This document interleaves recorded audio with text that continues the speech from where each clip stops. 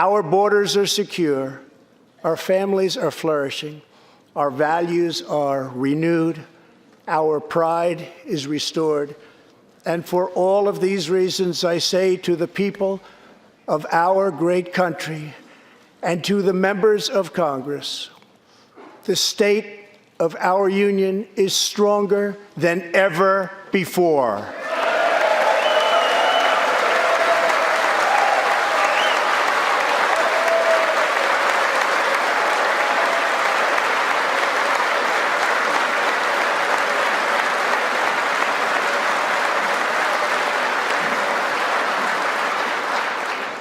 The vision I will lay out this evening demonstrates how we are building the world's most prosperous and inclusive society, one where every citizen can join in America's unparalleled success, and where every community can take part in America's extraordinary rise.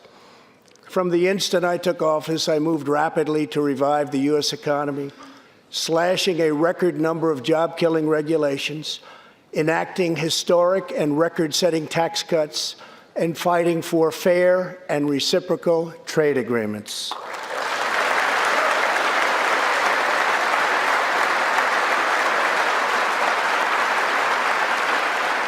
Our agenda is relentlessly pro-worker, pro-family, pro-growth, and most of all, pro-American.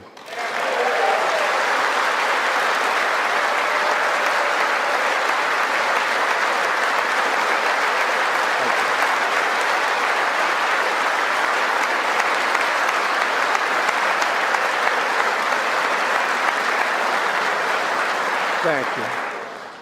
We are advancing with unbridled optimism and lifting our citizens of every race, color, religion, and creed very, very high. Since my election, we have created 7 million new jobs, 5 million more than government experts projected during the previous administration.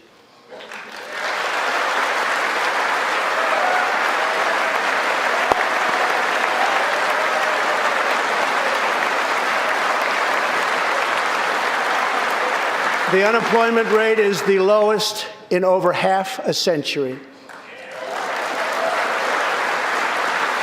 And very incredibly, the average unemployment rate under my administration is lower than any administration in the history of our country.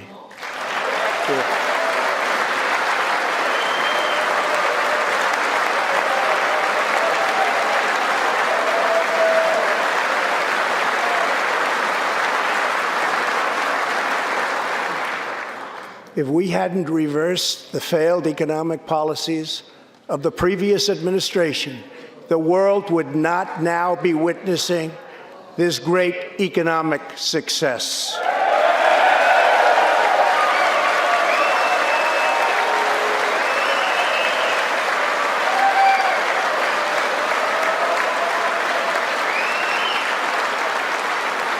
The unemployment rate for African Americans, Hispanic Americans, and Asian Americans has reached the lowest levels in history.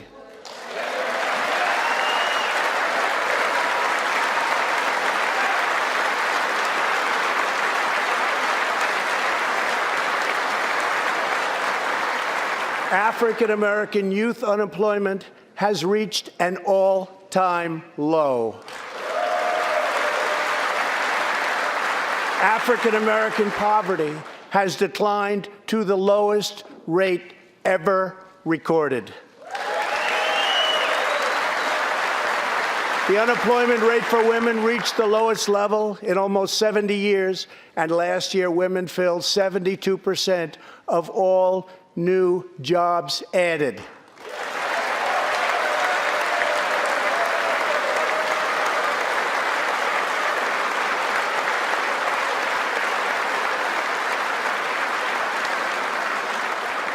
The veterans' unemployment rate dropped to a record low.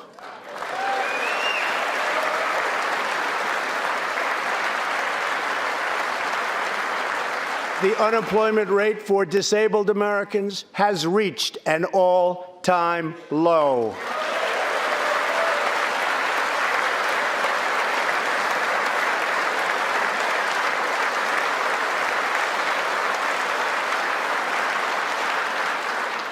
Workers without a high school diploma have achieved the lowest unemployment rate recorded in U.S. history.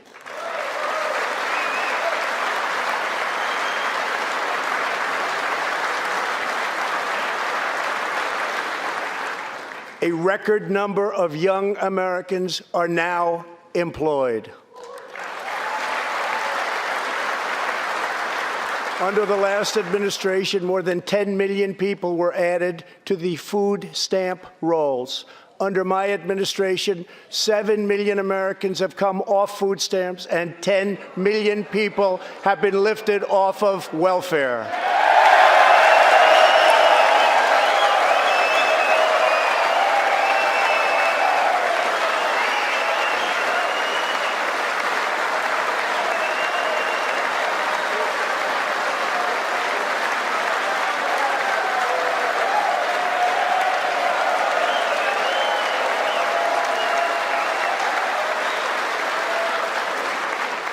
In 8 years under the last administration, over 300,000 working-age people dropped out of the workforce. In just 3 years of my administration, 3.5 million people, working-age people, have joined the workforce.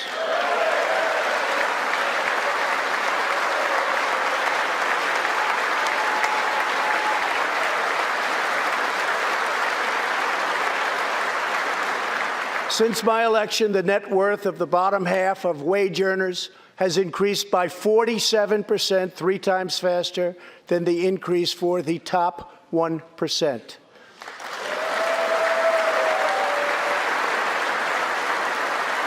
After decades of flat and falling incomes, wages are rising fast, and wonderfully, they are rising fastest for low-income workers who have seen a 16% pay increase since my election.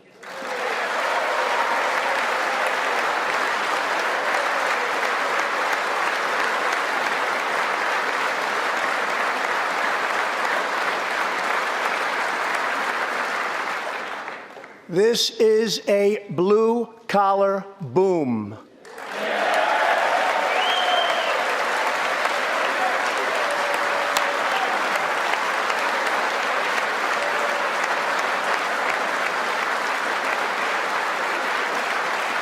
Real median household income is now at the highest level ever recorded.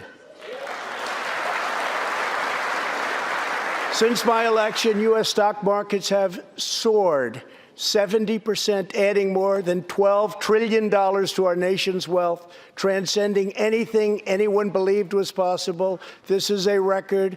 It is something that every country in the world is looking up to. They admire.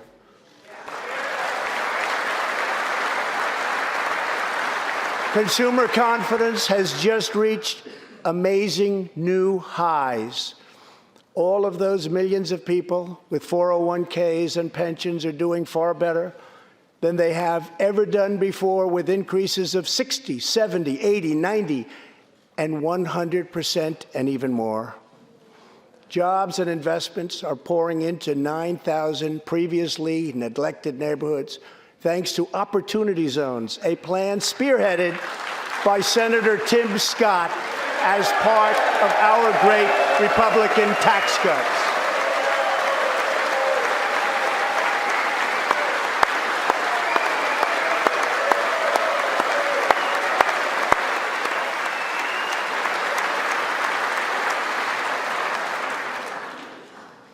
In other words, wealthy people and companies are pouring money into poor neighborhoods or areas that haven't seen investment in many decades, creating jobs, energy, and excitement.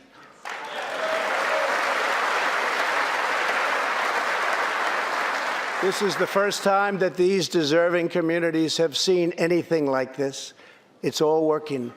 Opportunity Zones are helping Americans like Army veteran Tony Rankins from Cincinnati, Ohio. After struggling with drug addiction, Tony lost his job, his house, and his family. He was homeless. But then Tony found a construction company that invests in Opportunity Zones.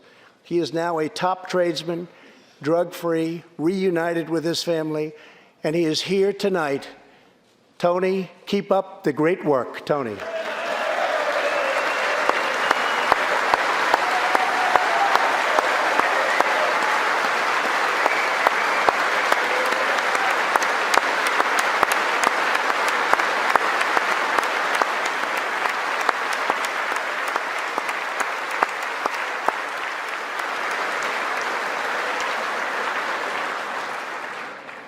Thank you, Tony. Our roaring economy has, for the first time ever, given many former prisoners the ability to get a great job and a fresh start. This second chance at life is made possible because we passed landmark criminal justice reform into law.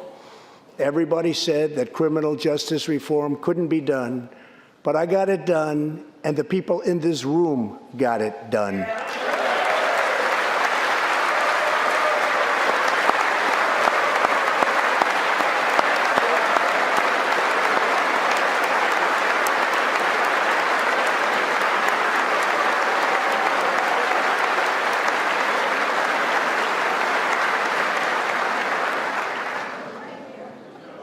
Thanks to our bold regulatory reduction campaign, the United States has become the #1 producer of oil and natural gas anywhere in the world, by far.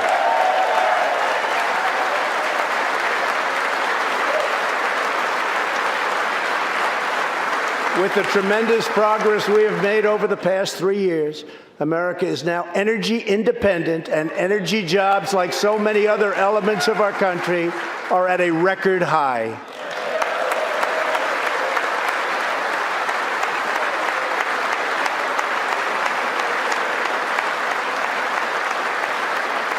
We are doing numbers that no one would have thought possible just 3 years ago. Likewise, we are restoring our nation's manufacturing might, even though predictions were, as you all know, that this could never, ever be done. After losing 60,000 factories under the previous 2 administrations, America has now gained 12,000 new factories under my administration, with thousands upon thousands of plants and factories being planned or being built.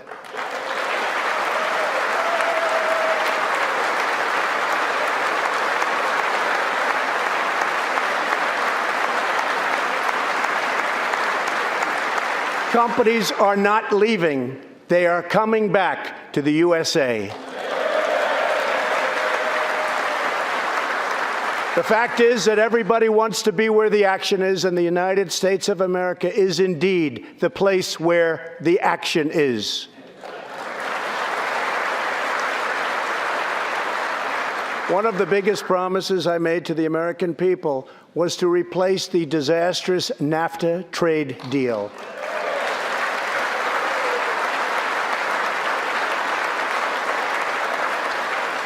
In fact, unfair trade is perhaps the single biggest reason that I decided to run for president. Following NAFTA's adoption, our nation lost 1 in 4 manufacturing jobs.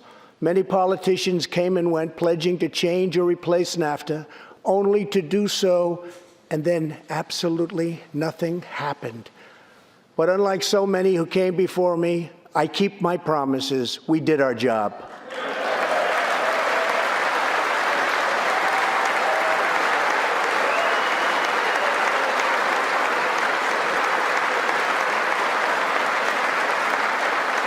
Six days ago, I replaced NAFTA and signed the brand-new U.S.-Mexico-Canada agreement into law. The USMCA will create nearly 100,000 new high-paying American auto jobs and massively boost exports for our farmers, ranchers, and factory workers.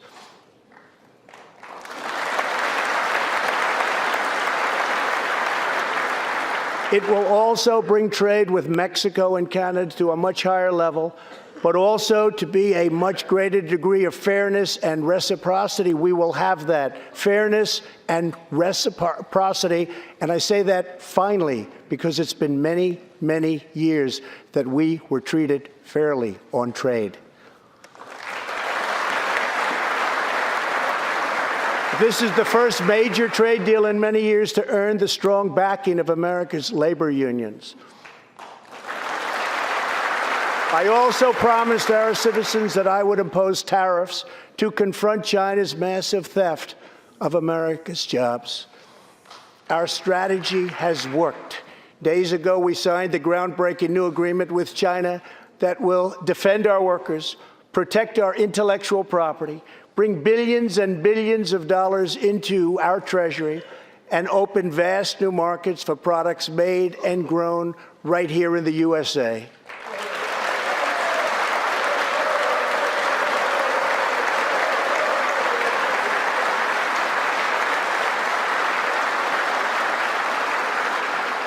For decades, China has taken advantage of the United States. Now we have changed that.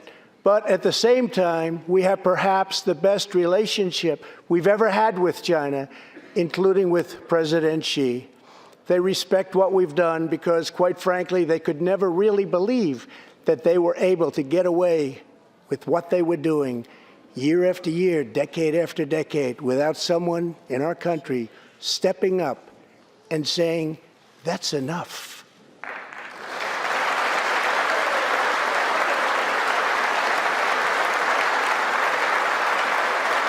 Now we want to rebuild our country, and that's exactly what we're doing. We are rebuilding our country.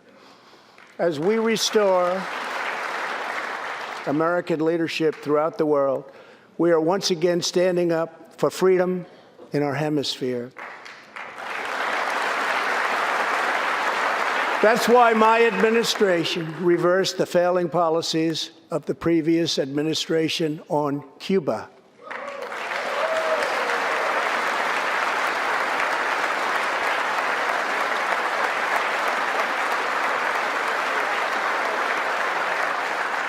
We are supporting the hopes of Cubans, Nicaraguans, and Venezuelans to restore democracy. The United States is leading a 59-nation diplomatic coalition against the socialist dictator of Venezuela, Nicolas Maduro.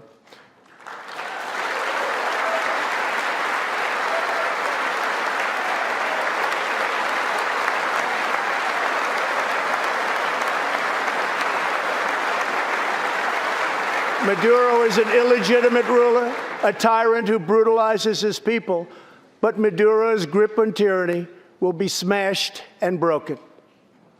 Here this evening is a very brave man who carries with him the hopes, dreams, and aspirations of all Venezuelans. Joining us in the gallery is the true and legitimate president of Venezuela, Juan Guaido. Mr. President, please take this message back to your family.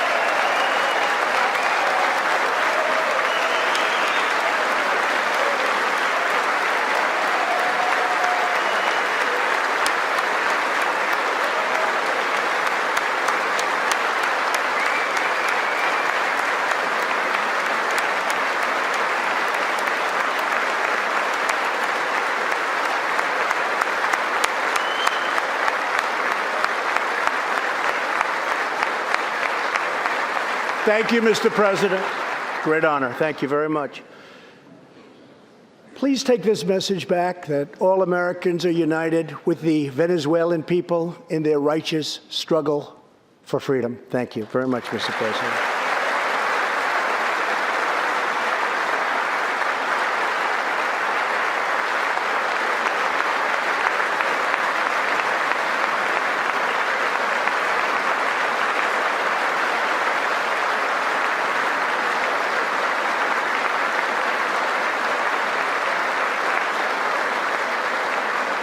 Thank you very much. Socialism destroys nations, but always remember, freedom unifies the soul.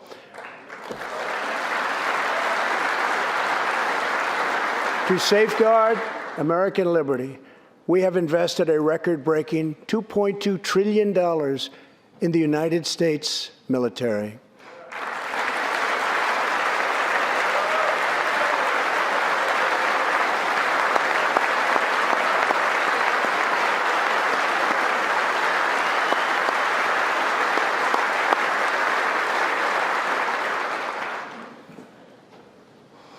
We have purchased the finest planes, missiles, rockets, ships, and every other form of military equipment, and it's all made right here in the USA.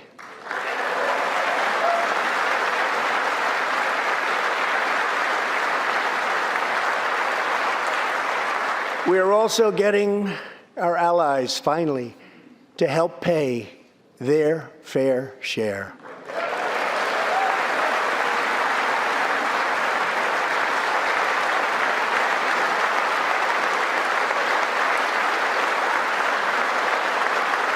I have raised contributions from other NATO members by more than $400 billion, and the number of allies meeting their minimum obligations has more than doubled. And just weeks ago, for the first time since President Truman established the Air Force, more than 70 years earlier, we created a brand new branch of the United States Armed Forces. It's called the Space Force. Very important.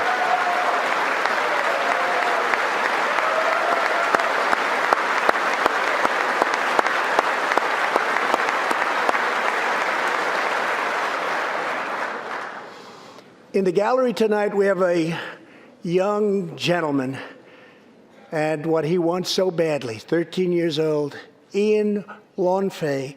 He's an 8th grader from Arizona. Ian, please stand up. Ian has always dreamed of going to space. He was the first in his class and among the youngest at an aviation academy. He aspires to go to the Air Force Academy, and then he has his eye on the Space Force. As Ian says, most people look up at space. I want to look down on the world.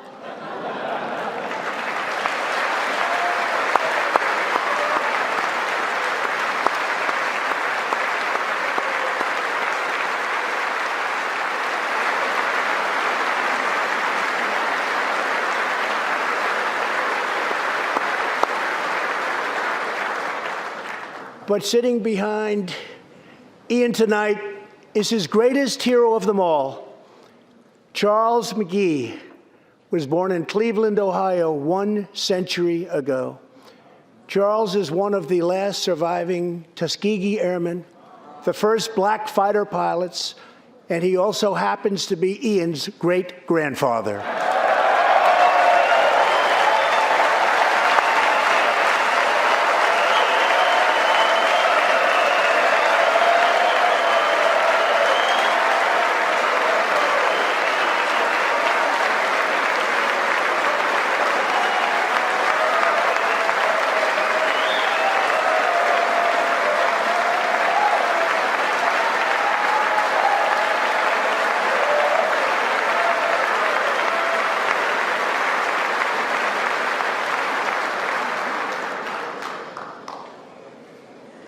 Incredible story. After more than 130 combat missions in World War II, he came back home to a country still struggling for civil rights and went on to serve America in Korea and Vietnam. On December 7th, Charles celebrated his 100th birthday.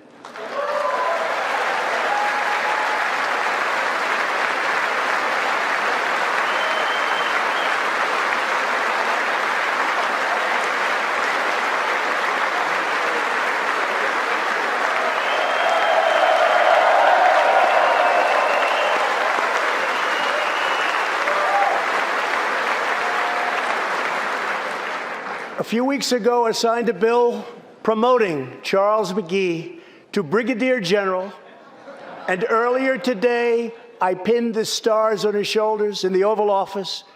General McGee, our nation salutes you. Thank you, sir.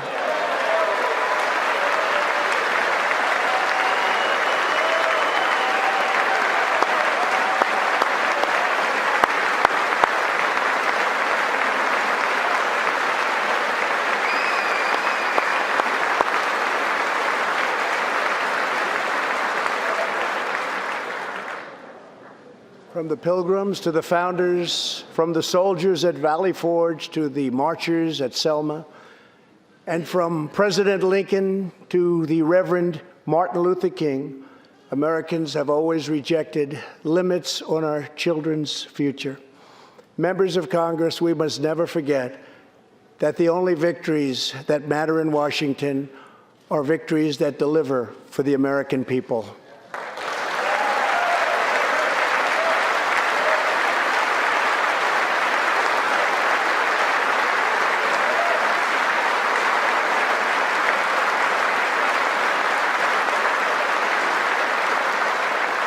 The people are the heart of our country. Their dreams are the soul of our country, and their love is what powers and sustains our country. We must always remember that our job is to put America first.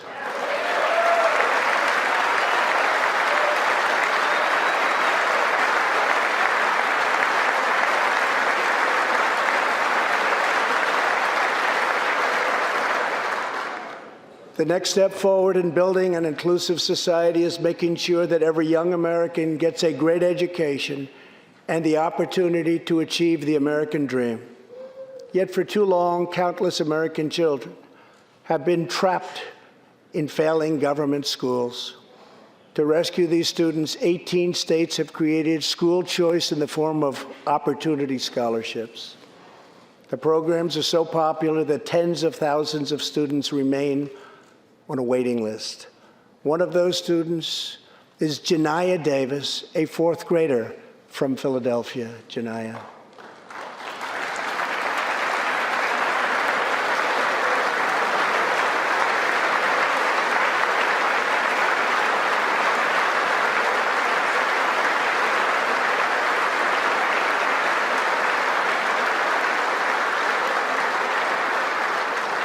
Janiah's mom, Stephanie, is a single parent.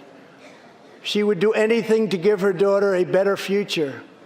But last year, that future was put further out of reach when Pennsylvania's governor vetoed legislation to expand school choice to 50,000 children. Janiah and Stephanie are in the gallery. Stephanie, thank you so much for being here with your beautiful daughter. Thank you very much.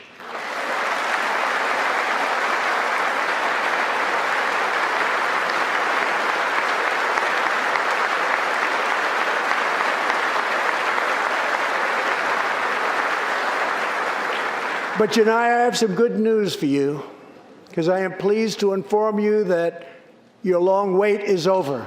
I can proudly announce tonight that an opportunity scholarship has become available. It's going to you, and you will soon be heading to the school of your choice.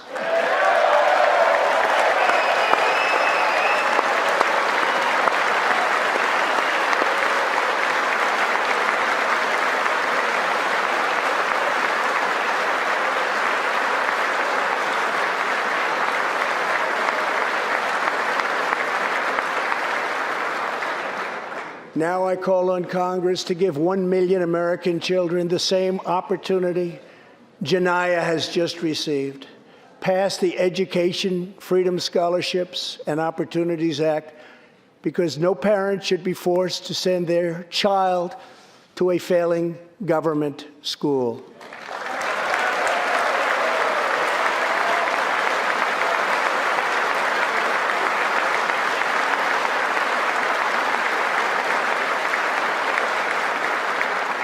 Every young person should have a safe and secure environment in which to learn and to grow.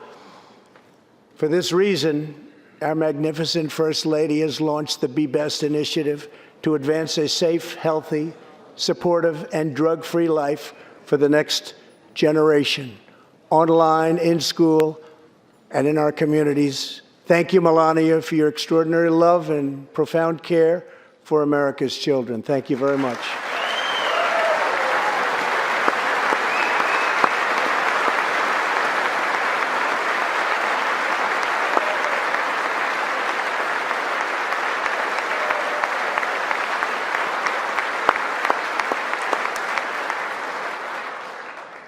My administration is determined to give our citizens the opportunities they need, regardless of age or background.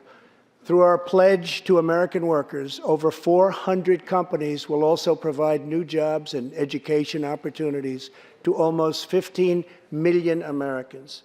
My budget also contains an exciting vision for our nation's high schools. Tonight, I ask Congress to support our students and back my plan to offer vocational and technical education in every single high school in America.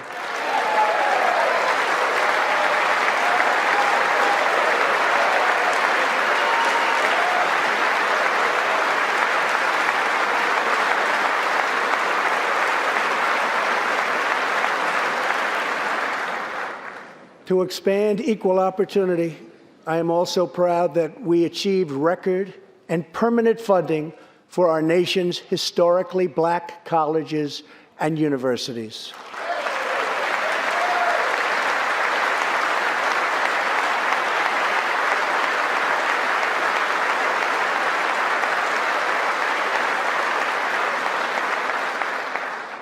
A good life for American families also requires the most affordable, innovative, and high-quality health care system on earth.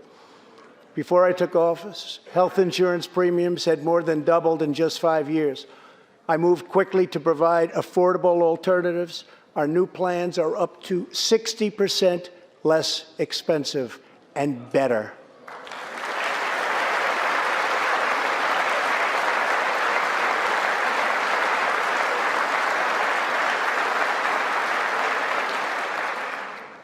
I've also made an ironclad pledge to American families. We will always protect patients with pre-existing conditions.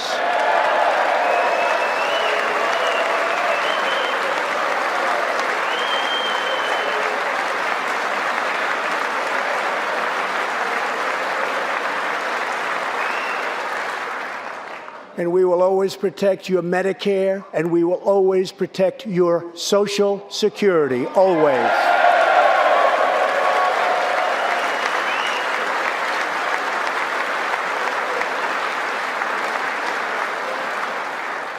The American patient should never be blindsided by medical bills. That is why I signed an executive order requiring price transparency.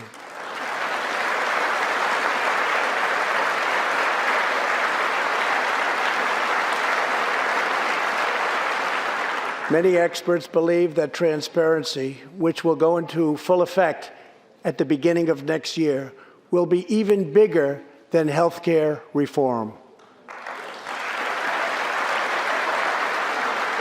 It will save families massive amounts of money for substantially better care. But as we work to improve Americans' health care, there are those who want to take away your health care, take away your doctor, and abolish private insurance entirely. 132 lawmakers in this room have endorsed legislation to impose a socialist takeover of our health care system, wiping out the private health insurance plans of 180 million very happy Americans. To those watching at home tonight, I want you to know we will never let socialism destroy American health care.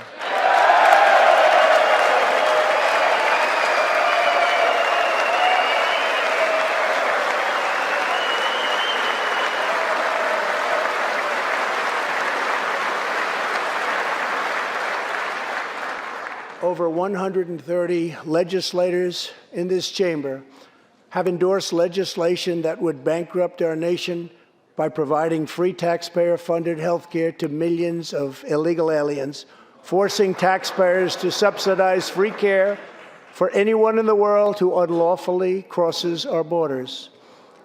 These proposals would raid the Medicare benefits of our seniors and that our seniors depend on, while acting as a powerful lure for illegal immigration. That is what is happening in California and other states. Their systems are totally out of control, costing taxpayers vast and unaffordable amounts of money. If forcing American taxpayers to provide unlimited free health care to illegal aliens sounds fair to you, then stand with the radical left.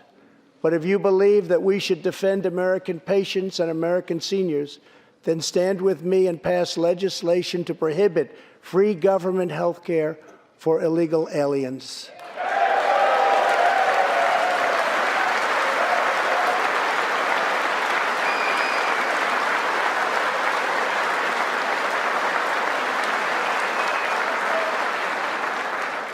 This will be a tremendous boon to our already very strongly guarded southern border, where, as we speak, a long, tall, and very powerful wall is being built.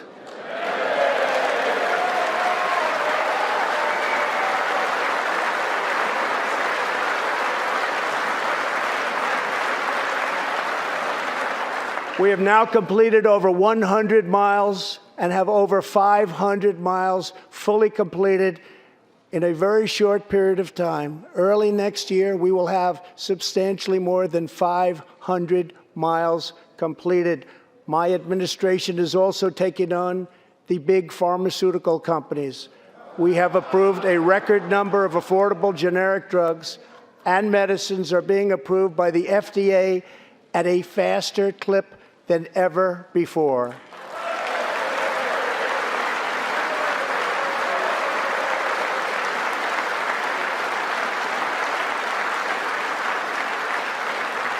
And I was pleased to announce last year that for the first time in 51 years, the cost of prescription drugs actually went down.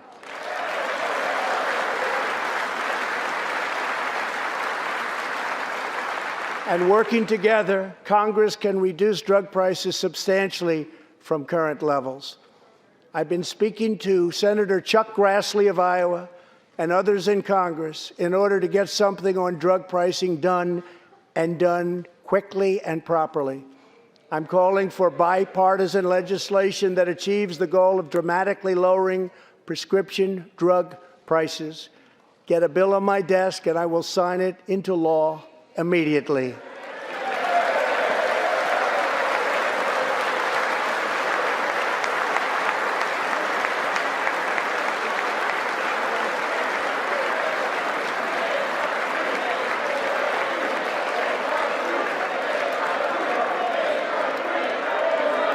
With unyielding commitment, we are curbing the opioid epidemic.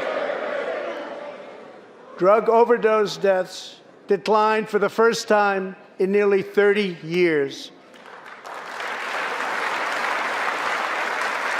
Among the states hardest hit, Ohio is down 22%, Pennsylvania is down 18%, Wisconsin is down 10%, and we will not quit until we have beaten the opioid epidemic once and for all.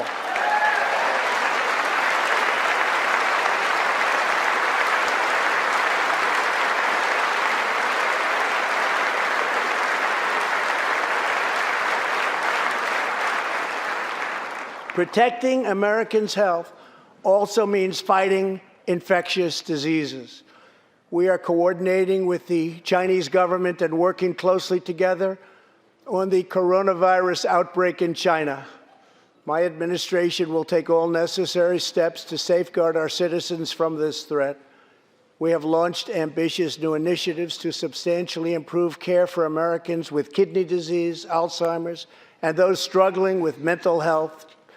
And because Congress was so good as to fund my request, new cures for childhood cancer, and we will eradicate the AIDS epidemic in America by the end of this decade.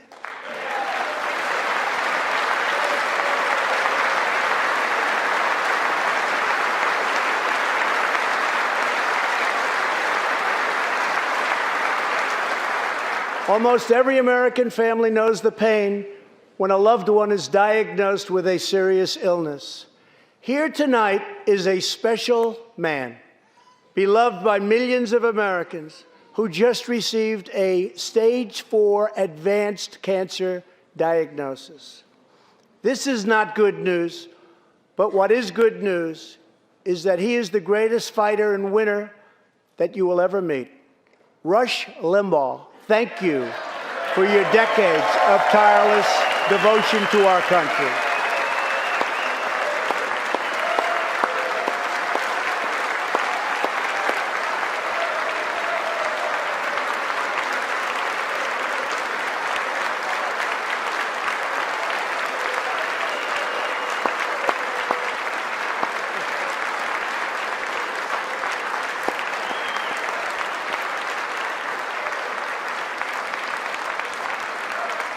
And Rush, in recognition of all that you have done for our nation, the millions of people a day that you speak to and that you inspire, and all of the incredible work that you have done for charity, I am proud to announce tonight that you will be receiving our country's highest civilian honor, the Presidential Medal of Freedom.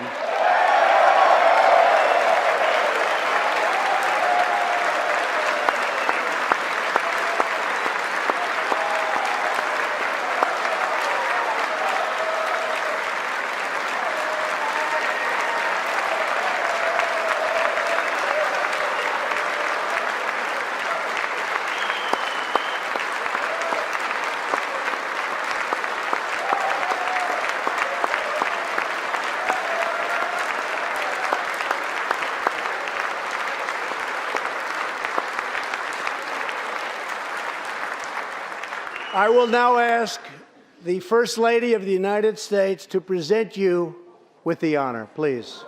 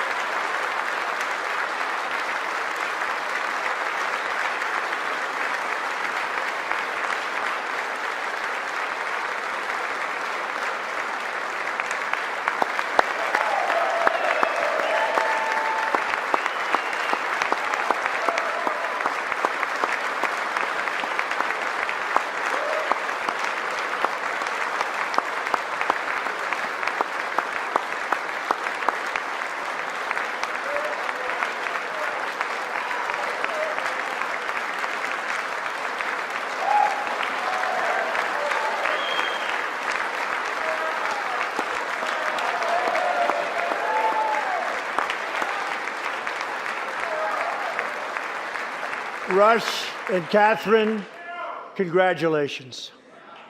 Thank you, Catherine. As we pray for all who are sick, we know that America is constantly achieving new medical breakthroughs. In 2017, doctors at St. Luke's Hospital in Kansas City delivered one of the earliest premature babies ever to survive. Born at just 21 weeks and 6 days and weighing less than a pound, Ellie Schneider was a born fighter. Through the skill of her doctors and the prayers of her parents, little Ellie kept on winning the battle of life. Today, Ellie is a strong, healthy 2-year-old girl sitting with her amazing mother, Robin.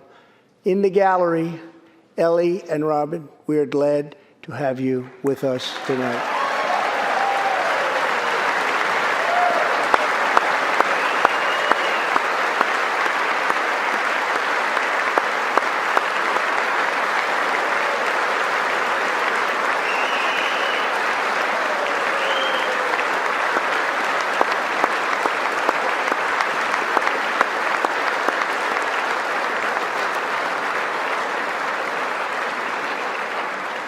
Ellie reminds us that every child is a miracle of life.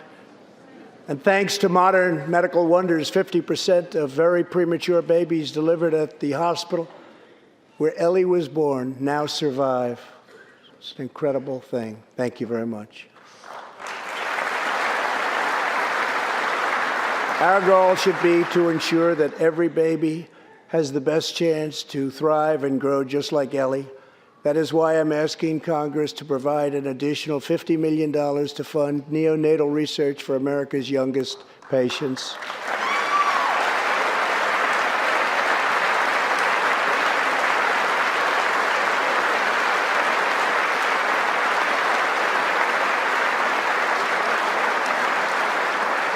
That is why I'm also calling upon members of Congress here tonight to pass legislation finally banning the late-term abortion of babies.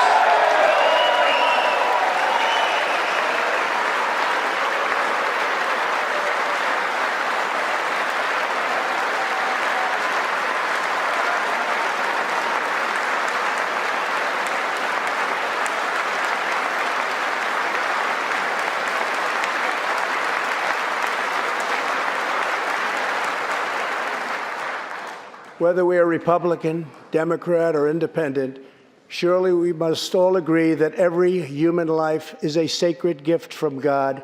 As we support America's moms and dads, I was recently proud to sign the law providing new parents in the federal workforce paid family leave, serving as a model for the rest of the country.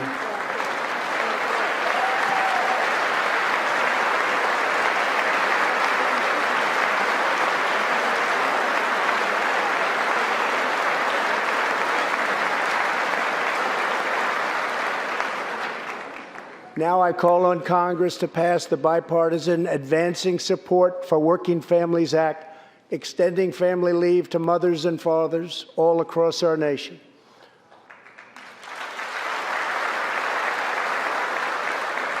$40 million American families have an average $2,200 extra thanks to our child tax credit.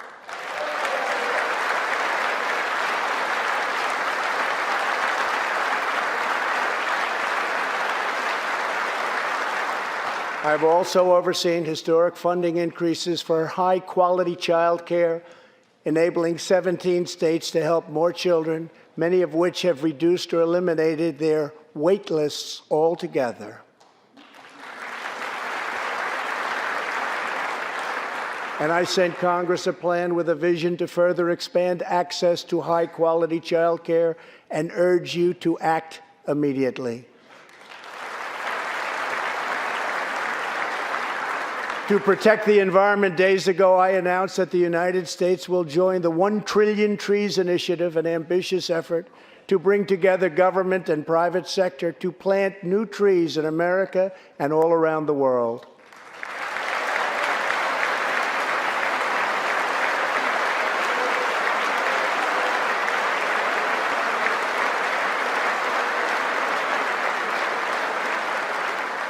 We must also rebuild America's infrastructure.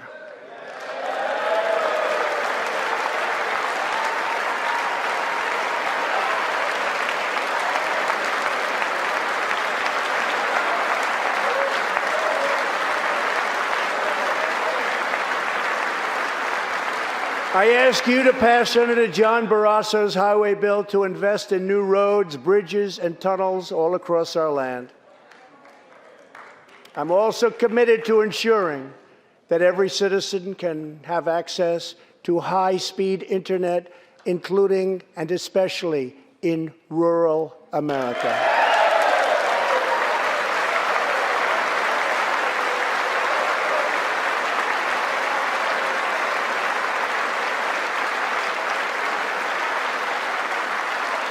A better tomorrow for all Americans also requires us to keep America safe. That means supporting the men and women of law enforcement at every level, including our nation's heroic ICE officers.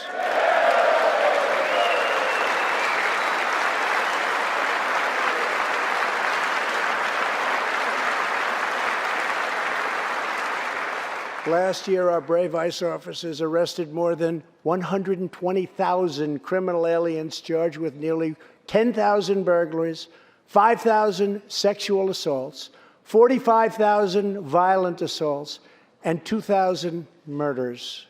Tragically, there are many cities in America where radical politicians have chosen to provide sanctuary for these criminal illegal aliens. In sanctuary cities, local officials order police to release dangerous criminal aliens to prey upon the public instead of handing them over to ICE to be safely removed. Just 29 days ago, a criminal alien freed by the sanctuary city of New York was charged with the brutal rape and murder of a 92-year-old woman.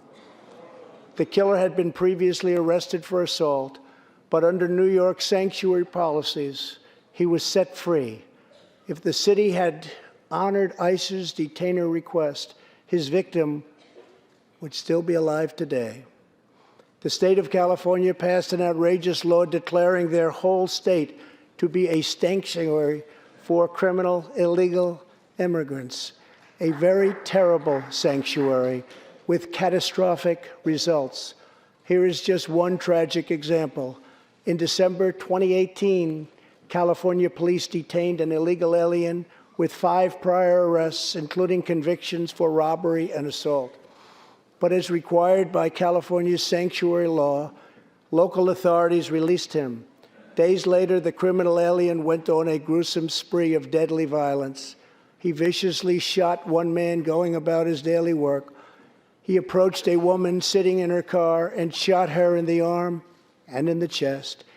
He walked into a convenience store and wildly fired his weapon. He hijacked a truck and smashed into vehicles, critically injuring innocent victims. One of the victims is a terrible, terrible situation. Died, 51-year-old American named Rocky Jones. Rocky was at a gas station when this vile criminal fired 8 bullets at him from close range, murdering him in cold blood. Rocky left behind a devoted family, including his brothers, who loved him more than anything else in the world. One of his grieving brothers is here with us tonight. Jody, would you please stand? Jody, thank you.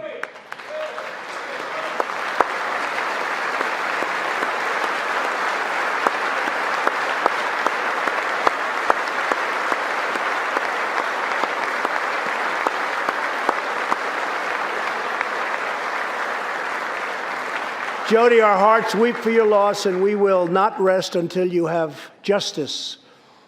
Senator Tom Tillis has introduced legislation to allow Americans like Jody to sue sanctuary cities and states when a loved one is hurt or killed as a result of these deadly practices.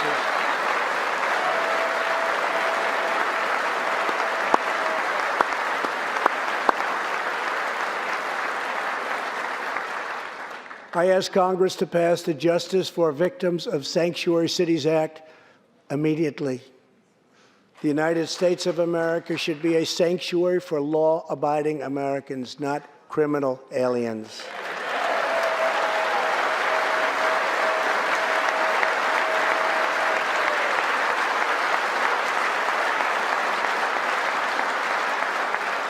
In the last 3 years, ICE has arrested over 5,000 wicked human traffickers, and I have signed 9 pieces of legislation to stamp out the menace of human trafficking domestically and all around the globe. My administration has undertaken an unprecedented effort to secure the southern border of the United States.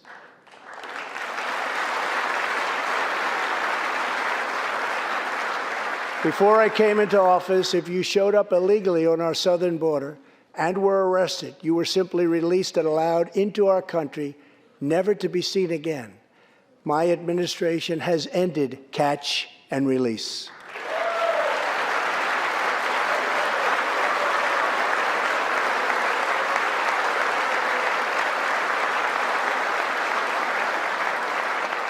If you come illegally, you will now be promptly removed from our country.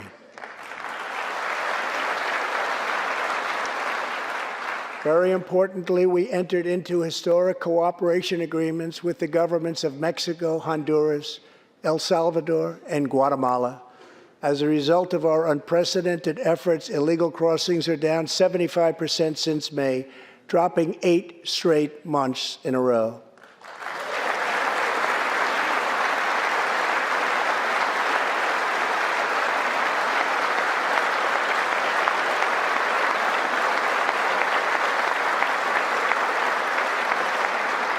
And as the wall rapidly goes up, drug seizures rise, and the border crossings are going down and going down very rapidly. Last year, I traveled to the border in Texas and met Chief Patrol Agent Raul Ortiz. Over the last 24 months, Agent Ortiz and his team have seized more than 200,000 pounds of poisonous narcotics, arrested more than 3,000 human smugglers, and rescued more than 2,000 migrants. Days ago, Agent Ortiz was promoted to Deputy Chief of Border Patrol, and he joins us tonight. Chief Ortiz, please stand.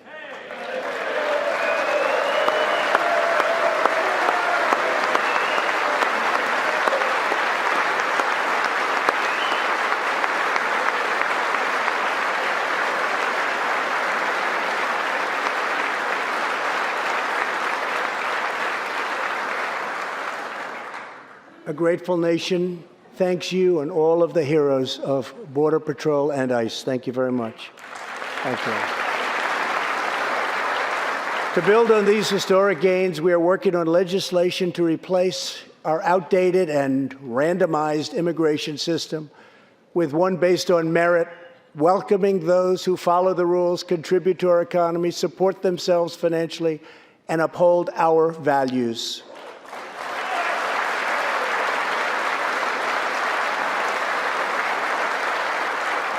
With every action, my administration is restoring the rule of law and reasserting the culture of American freedom.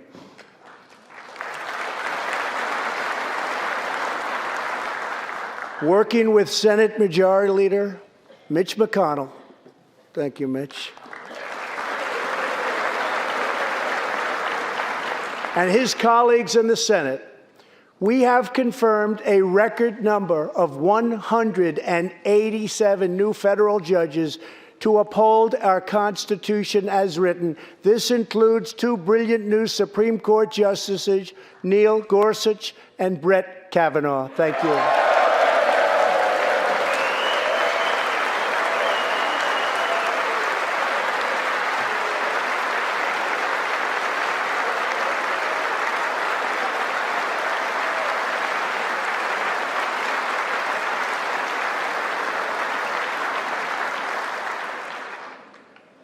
And we have many in the pipeline.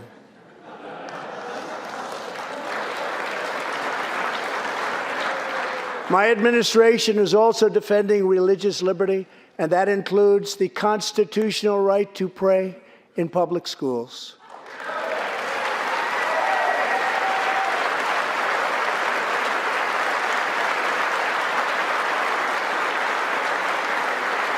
In America, we don't punish prayer. We don't tear down crosses. We don't ban symbols of faith. We don't muzzle preachers and pastors. In America, we celebrate faith. We cherish religion. We lift our voices in prayer, and we raise our sights to the glory of God. Just as we believe in the First Amendment, we also believe in another constitutional right that is under siege all across our country. So long as I am president, I will always protect your Second Amendment right to keep and bear arms.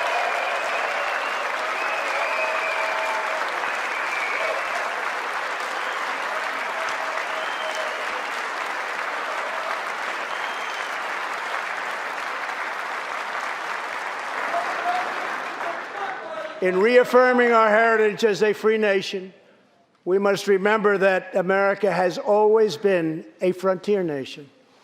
Now we must embrace the next frontier, America's manifest destiny in the stars. I am asking Congress to fully fund the Artemis program to ensure that the next man and the first woman on the moon will be American astronauts, using this as a launching pad to ensure that America is the first nation to plant its flag on Mars.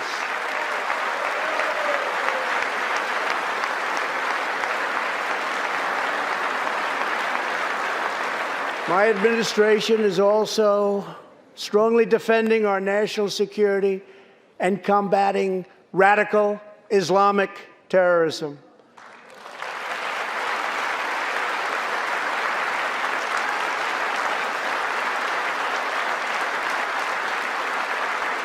Last week, I announced a groundbreaking plan for peace between Israel and the Palestinians. Recognizing that all past attempts have failed, we must be determined and creative in order to stabilize the region and give millions of young people the chance to realize a better future. 3 years ago, the barbarians of ISIS held over 20,000 square miles of territory in Iraq and Syria. Today, the ISIS territorial caliphate has been 100% destroyed, and the founder and leader of ISIS, the bloodthirsty killer known as al-Baghdadi, is dead.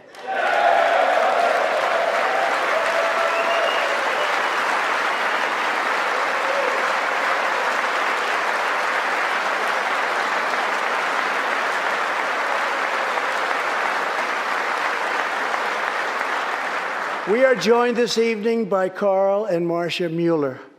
After graduating from college, their beautiful daughter, Carla, became a humanitarian aid worker.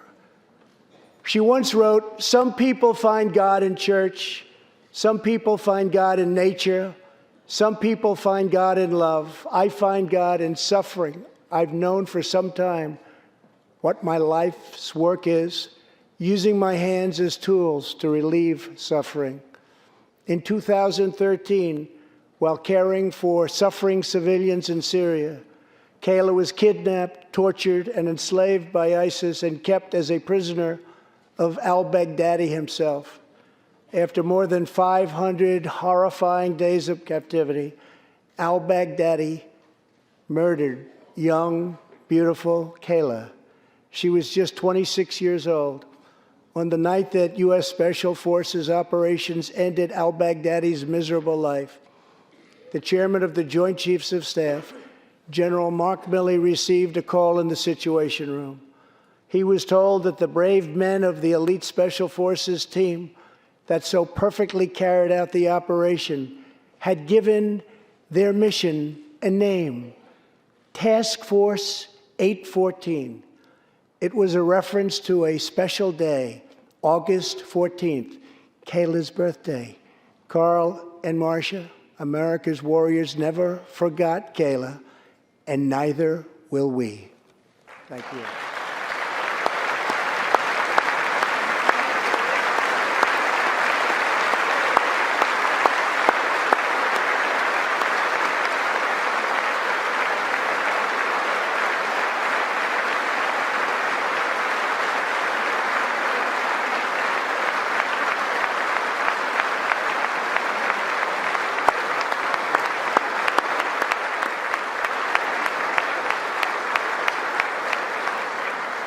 Every day, America's men and women in uniform demonstrate the infinite depth of love that dwells in the human heart. One of these American heroes was Army Staff Sergeant Christopher Hake. On his second deployment to Iraq in 2008, Sergeant Hake wrote a letter to his one-year-old son, Gage. "I will be with you again," he wrote to Gage. "I will teach you to ride your first bike, build your first sandbox, watch you play sports, and see you have kids also. I love you, son. Take care of your mother. I am always with you, Daddy." On Easter Sunday of 2008, Chris was out on patrol in Baghdad when his Bradley fighting vehicle was hit by a roadside bomb. That night, he made the ultimate sacrifice for our country. Sergeant Hake now rests in eternal glory in Arlington, and his wife, Kelly, is in the gallery tonight, joined by their son, who is now a 13-year-old and doing very, very well. To Kelly and Gage, Chris will live in our hearts forever. He is looking down on you now. Thank you.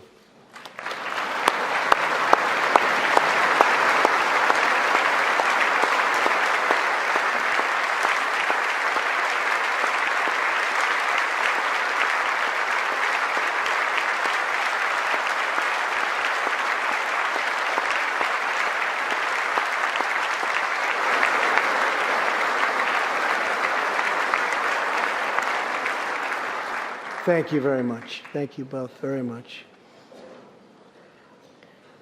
The terrorist responsible for killing Sergeant Hake was Qasem Soleimani, who provided the deadly roadside bomb that took Chris's life.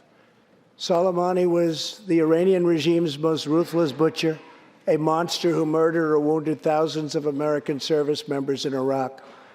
As the world's top terrorist, Soleimani orchestrated the deaths of countless men, women, and children. He directed the December assault and went on to assault U.S. forces in Iraq, was actively planning new attacks when we hit him very hard. And that's why last month, at my direction, the U.S. military executed a flawless precision strike that killed Soleimani and terminated his evil reign of terror forever.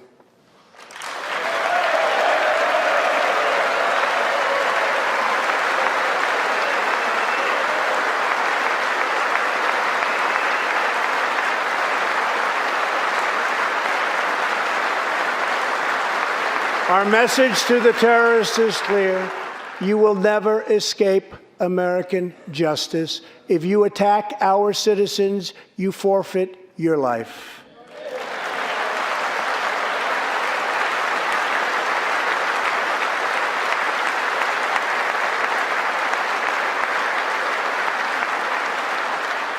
In recent months, we have seen proud Iranians raise their voices against their oppressive rulers. The Iranian regime must abandon its pursuit of nuclear weapons, stop spreading terror, death, and destruction, and start working for the good of its own people. Because of our powerful sanctions, the Iranian economy is doing very, very poorly. We can help them make a very good and short-time recovery. It can all go very quickly, but perhaps they are too proud or too foolish to ask for that help. We are here. Let's see which road they choose. It is totally up to them.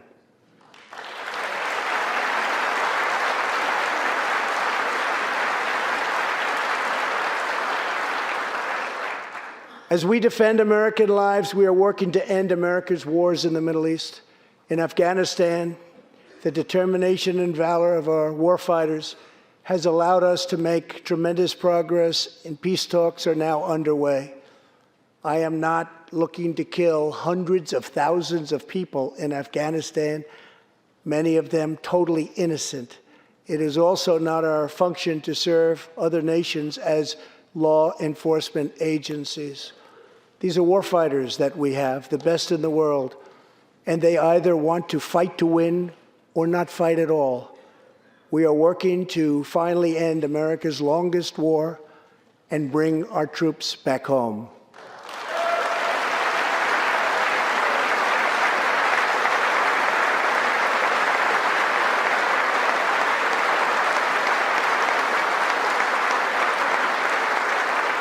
War places a heavy burden on our nation's extraordinary military families, especially spouses like Amy Williams from Fort Bragg, North Carolina, and her two children, 6-year-old Eliana and 3-year-old Rowan. Amy works full-time and volunteers countless hours helping other military families. For the past 7 months, she has done it all while her husband, Sergeant First Class Townsend Williams, is in Afghanistan on his 4th deployment in the Middle East. Amy's kids haven't seen their father's face in many months. Amy, your family's sacrifice makes it possible for all of our families to live in safety and in peace, and we want to thank you. Thank you, Amy.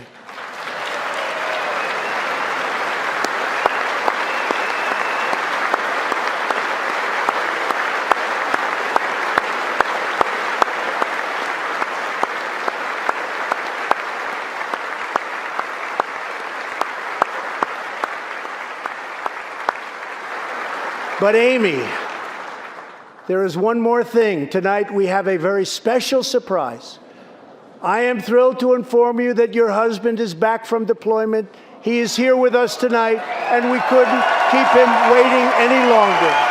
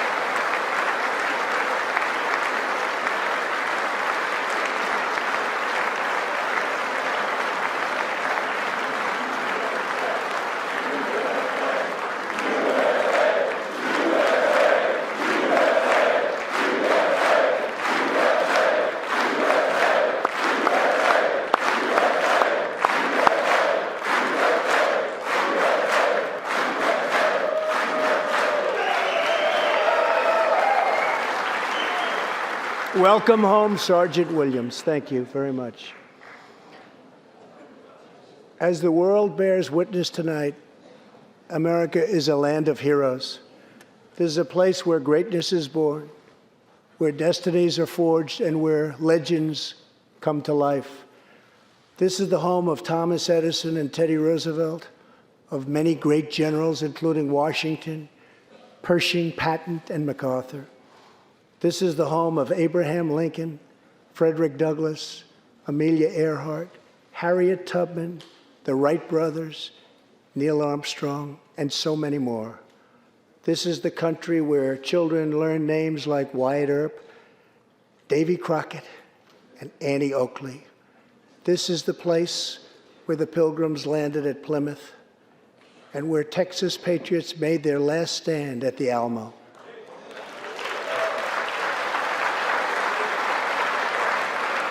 The beautiful, beautiful Alamo. The American nation was carved out of the vast frontier by the toughest, strongest, fiercest, and most determined men and women ever to walk on the face of the earth. Our ancestors braved the unknown, tamed the wilderness, settled the Wild West, lifted millions from poverty, disease, and hunger, vanquished tyranny and fascism, ushered the world to new heights of science and medicine, laid down the railroads, dug out the canals, raised up the skyscrapers, and ladies and gentlemen, our ancestors built the most exceptional republic ever to exist in all of human history, and we are making it greater than ever before.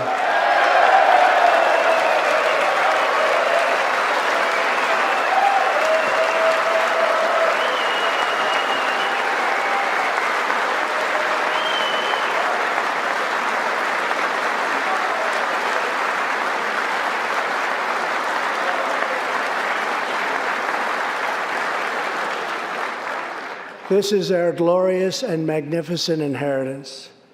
We are Americans. We are pioneers. We are the pathfinders. We settled the new world. We built the modern world. And we changed history forever by embracing the eternal truth that everyone is made equal by the hand of Almighty God.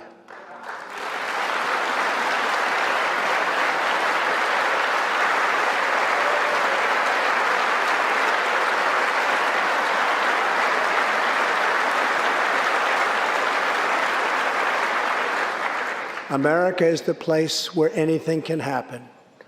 America is the place where anyone can rise. And here, on this land, on this soil, on this continent, the most incredible dreams come true. This nation is our canvas, and this country is our masterpiece. We look at tomorrow and see unlimited frontiers just waiting to be explored. Our brightest discoveries are not yet known. Our most thrilling stories are not yet told. Our grandest journeys are not yet made. The American age, the American epic, the American adventure has only just begun. Our spirit is still young. The sun is still rising. God's grace is still shining. And my fellow Americans, the best is yet to come. Thank you, God bless you, and God bless America. Thank you very much.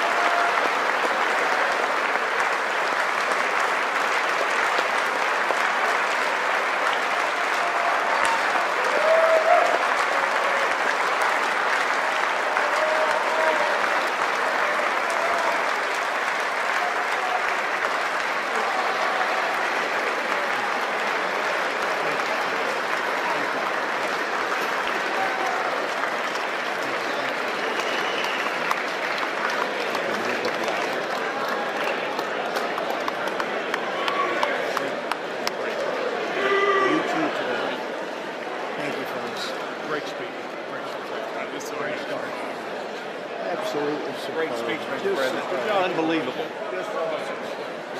Awesome speech. You nailed it. Great job, Mr. President. Any chance you'd sign that? You sign my tie for me? Thank you. You got to sign the children's tie. You get better every year, buddy. Great defense of American exceptionalism. Thank you. You did great. Great job. Thank you so much. Best speech. Great speech. Brilliant, Mr. President. Absolutely brilliant. Reagan-esque. What you did was awesome. Thank you. Wonderful. Hey, Mr. President, you signed this for a charity. Thank you so much. Same for you. Tennessee. You got it. You take it with you. Good job, brother. Thank you. Crushed it, Mr. President. Amazing job, sir. Great job. So proud of you, Mr. President. That was awesome. You crushed it. It was a clean spirit.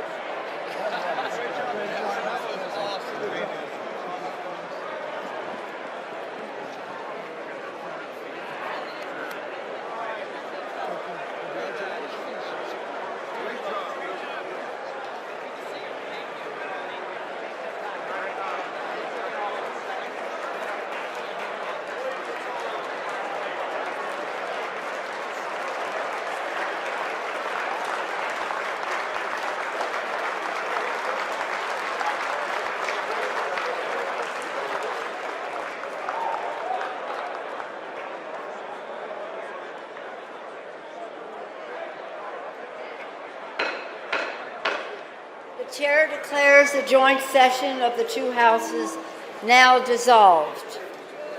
Then we go.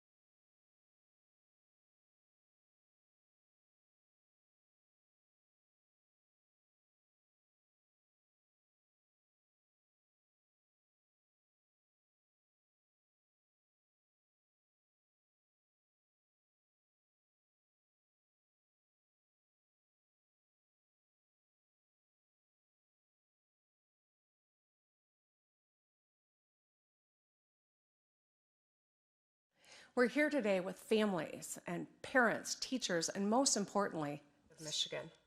Tonight, I'm at my daughters Sherry and Sydney's public school, East Lansing High School. We're here today with families and parents, teachers, and most importantly, students. I want to thank you all for coming, but tonight I'm going to talk to those of you who are watching at home. I'd need a lot more than 10 minutes to respond to what the president just said.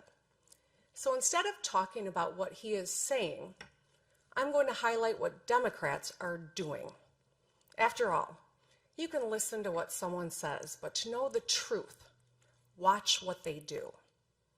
Michiganders are no different from Americans everywhere. We love our families and want a good life today and a better life tomorrow for our kids.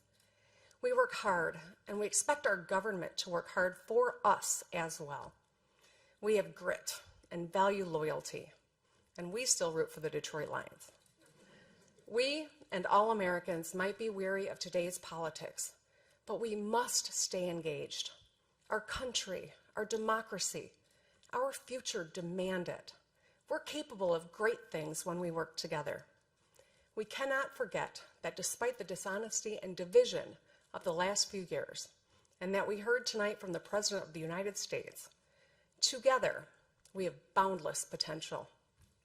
And young Americans are proving that every day by taking action. That's what I want to focus on tonight. Monty Scott is 13 years old and lives in Muskegon Heights, Michigan. Monty Street was covered in potholes. They were ankle deep, and he got tired of waiting for them to get fixed. So he grabbed a shovel and a bucket of dirt and filled them in himself. During my campaign, people told me to fix the damn roads because blown tires and broken windshields are downright dangerous. And car repairs take money from rent, childcare, or groceries. And we, the Democrats, are doing something about it. In Illinois, Governor J.B. Pritzker passed a multi-billion-dollar plan to rebuild their roads and bridges. Governor Phil Murphy is replacing lead pipes in New Jersey. All across the country, Democratic leaders are rebuilding bridges, fixing roads, expanding broadband, and cleaning up drinking water. Everyone in this country benefits when we invest in infrastructure. Congressional Democrats have presented proposals to keep us moving forward, but President Trump and the Republicans in the Senate are blocking the path. When it comes to infrastructure, Monty has tried to do more with a shovel and a pile of dirt than the Republicans in D.C. have with the Oval Office and the U.S. Senate. Bullying people on Twitter doesn't fix bridges. It burns them. Our energy should be used to solve problems. And it's true for healthcare too. For me, for so many Americans, healthcare is personal, not political. When I was 30, I became a member of the sandwich generation. That means I was sandwiched between two generations of my own family for whom I was the primary caregiver. I was holding down a new job, caring for my newborn daughter, as well as my mom at the end of her brain cancer battle. I was up all night with a baby, and during the day, I had to fight my mom's insurance company when they wrongly denied her coverage for chemotherapy. It was hard. It exposed the harsh realities of our workplaces, our healthcare system, and our child care system. And it changed me. I lost patience for people who are just talk and no action. So as a state senator, I worked with a Republican governor and legislature to expand health care coverage to more than 680,000 Michiganders under the Affordable Care Act. Today, Democrats from Maine to Montana are expanding coverage and lowering costs. In Kansas, Governor Laura Kelly is working across the aisle to bring Medicaid coverage to tens of thousands. In New Mexico, Governor Michelle Lujan Grisham enshrined ACA protections into law. Every Democrat running for president has a plan to expand health care for all Americans. Every one of them has supported the Affordable Care Act with coverage for people with pre-existing conditions. They may have different plans, but the goal is the same. President Trump sadly has a different plan. He's asking the courts to rip those life-saving protections away. It's pretty simple. Democrats are trying to make your health care better Republicans in Washington are trying to take it away. Think about kids like 17-year-old Blake Carroll from Idaho, who organized a fundraiser to pay for his mom's colon cancer treatment. Or 19-year-old Ebony Myers from Utah, who sells art to help pay for her own rare genetic disorder treatment. No one should have to crowdsource their health care, not in America. But the reality is, not everyone in America has a job with health care and benefits. In fact, many have jobs that don't even pay enough to cover their monthly expenses. It doesn't matter what the president says about the stock market. What matters is that millions of people struggle to get by or don't have enough money at the end of the month after paying for transportation, student loans, or prescription drugs. American workers are hurting. In my own state, our neighbors in Wisconsin and Ohio, Pennsylvania, and all over the country. Wages have stagnated while CEO pay has skyrocketed. So when the president says the economy is strong, my question is, strong for whom? Strong for the wealthy who are reaping rewards from tax cuts they don't need? The American economy needs to be a different kind of strong. Strong for the science teacher spending her own money to buy supplies for her classroom. Strong for the single mom picking up extra hours so she can afford her daughter's soccer cleats. Strong for the small business owner who has to make payroll at the end of the month. Michigan invented the middle class, so we know if the economy doesn't work for working people, it just doesn't work. Who fights for hardworking Americans? Democrats do. In the U.S. House, Speaker Nancy Pelosi and Democrats passed a landmark bill on equal pay, another bill to give 30 million Americans a raise by increasing the minimum wage, and groundbreaking legislation to finally give Medicare the power to negotiate lower drug prices for America's seniors and families. Those three bills and more than 275 other bipartisan bills are just gathering dust on Senate Majority Leader Mitch McConnell's desk. Senator McConnell, America needs you to move those bills. Meanwhile, Democrats across the country are getting things done. Pennsylvania's Governor Tom Wolf is expanding the right to overtime pay. Michigan is too. Because if you're on the clock, you deserve to get paid. Nevada Governor Steve Sisolak and North Carolina Governor Roy Cooper are working to give hard-working teachers a raise. And speaking of the classroom, Wisconsin Governor Tony Evers unilaterally increased school funding by $65 million last year. In Colorado, Governor Jared Polis has enacted free all-day kindergarten. And in 29 states, we've helped pass minimum wage hikes into law, which will lift people out of poverty and improve lives for families. That's strength. That's action. Democracy takes action. And that's why I'm so inspired by young people. They respond to mass shootings, demanding policies that make schools safer. They react to a world that's literally on fire, with fire in their bellies, to push leaders to finally take action on climate change. They take on a road filled with potholes with a shovel and some dirt. It's what gives me great confidence in our future. And it's why sometimes it feels like they're the adults in the room. But it shouldn't have to be that way. It's not their mess to clean up. It's ours. The choices we make today create their reality tomorrow. Young people, I'm talking to you and your parents and grandparents. Democrats want safe schools. We want everyone to have a path to a good life, whether it's through a union apprenticeship, a community college, a four-year university, without drowning in debt. We want your water to be clean. We want you to love who you love and to live authentically as your true selves. And we want women to have autonomy over our bodies. We want our country welcoming, and everyone's vote counted. 2020 is a big year. It's the year my daughter Sherry will graduate from high school. It's also the year she'll cast her first ballot, along with millions of young Americans. The two things are connected, because walking across a graduation stage is as important as walking into the voting booth for the first time. Her future, all our kids' futures, will be determined not just by their dreams, but by our actions.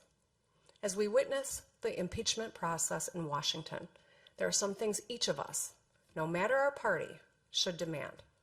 The truth matters. Facts matter.